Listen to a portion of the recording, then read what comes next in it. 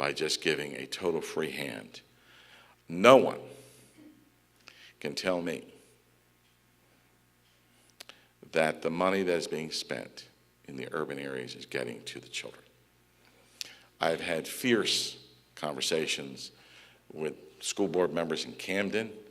I've had fierce conversations with school board members in Newark and legislators from Trenton. Nobody can tell me that all of the billions of dollars that have been spent have made a significant difference in the lives of those children. You have a right to demand accountability in education, accountability in how that money is being spent. We're spending somewhere in the neighborhood of $11 billion a year in state money on education. The waste and abuse. We had a woman from Newark who was probably the most eloquent speaker I have heard come to the Assembly budget hearing last Thursday. She spoke without notes for close to a half hour and basically went from A to Z on exactly what was happening in Newark. And Newark is a state-run school district. She said she was sick and tired of the state sending people up to Newark that they didn't need to have, paying them in excess of $150,000 a year to come up and do nothing. She was tired of the kids being robbed of an education. I mean, she went down, and Assemblywoman Wolf and I are going to go visit with her. I mean, she was an impressive woman.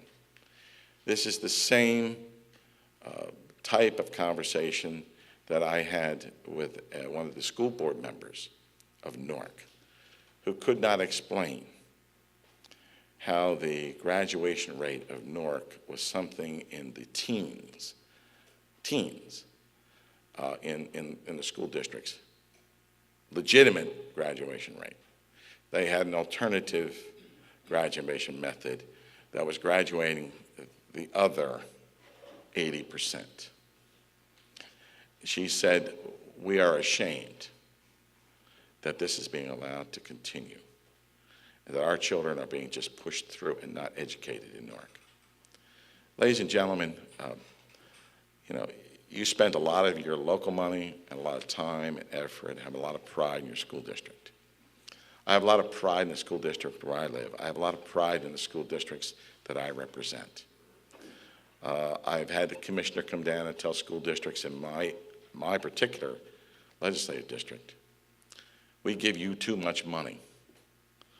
I have a lot of seniors that live in my district.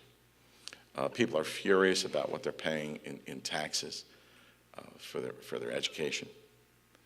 And unless we do something, we are going to have a revolt in this state because people cannot afford to continue to pay these excessive fees, excessive taxes, without having some feeling of recourse as to what is happening to their financial stability and their future, and the future of their children. Another area that I've had a real passion on is the way the state purchases materials and gives out contracts. No one in this room could do as badly as the state does. Anything that you wanted, that the state uses, I guarantee that you could buy for 10 to 20% less than the state of New Jersey buys it, without question. I've had them admit it to me. And the reason is because contracts are let to individuals who have influence. It's as plain and simple as that. I said that to the treasurer a couple weeks ago, that this insanity has to stop.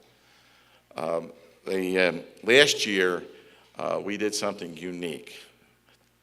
We had pre-budget meetings in which two of us from the Assembly and two individuals from the Senate got together in a bipartisan fashion and talked to each one of the commissioners privately about items in the budget.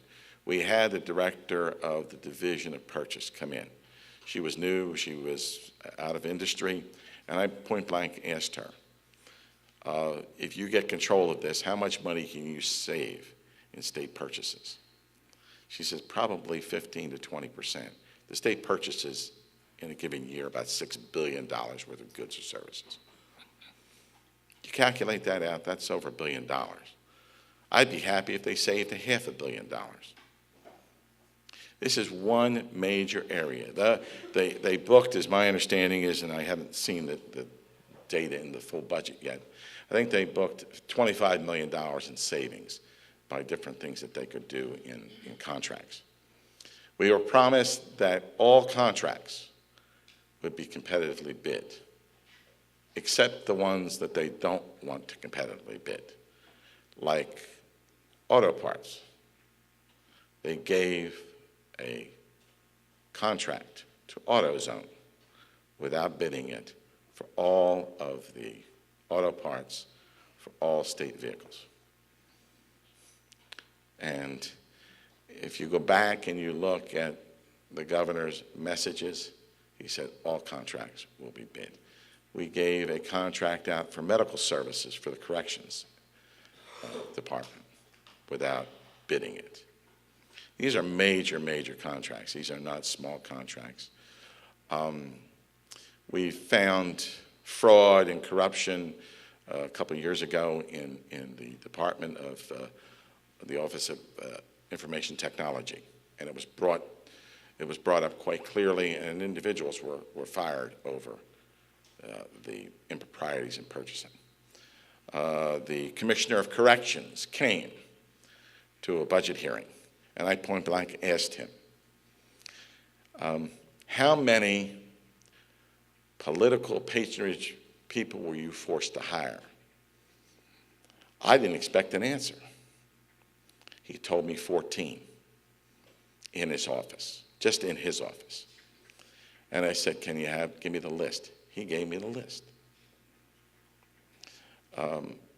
If you look closely, ladies and gentlemen, and any rock you pick up, you'll find something. And it has just got to stop. We're going to go through a budget process this year that to the public's eye is going to look very, very tight, very austere, but I am just very concerned that as we go through the process, things will be written back in, and things will be done that will astonish even those of us who have been there for a number of years. Mandates. Everybody in education and government, where's the mayor at? Where's the mayor from that? I mean, you've probably complained on numerous occasions about how in God's name can those people down in Trenton put this onto our backs? School districts say the same thing.